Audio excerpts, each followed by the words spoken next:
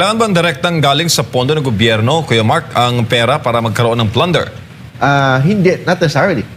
So, mali yung mga nagsasabi na dapat ang plunder public funds lang. Hindi totoo yan.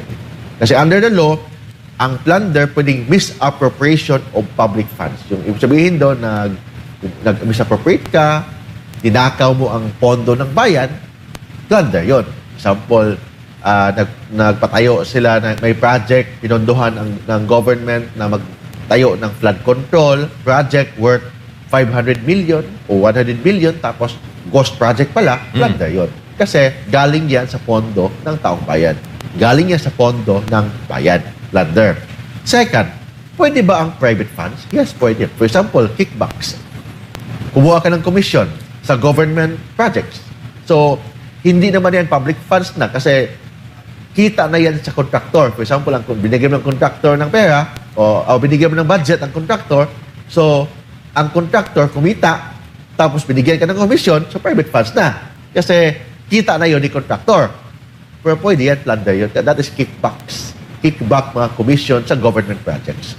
Or any other funds that you acquired directly or indirectly, may direct bribery or indirect bribery.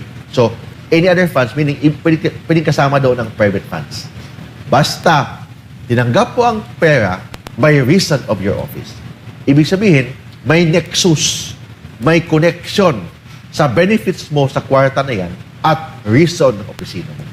So, ibig sabihin, kung ang trabaho mo is, for example, senador, gagawa ng batas, tapos binigyan ka ng pera, hindi naman connection sa opisina mo, pwede ka makalusot ng plunder. Kasi hindi naman connection sa opisina mo.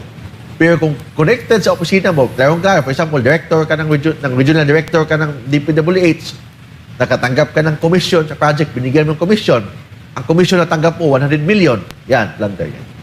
But ang senador, pwedeng makalusot, but of course, sabi ko makalusot, but pwede pa rin mademanda. Ang sabi ko lang na mga possible na depensa sa mga senador is hindi connected yan sa kanilang opisina.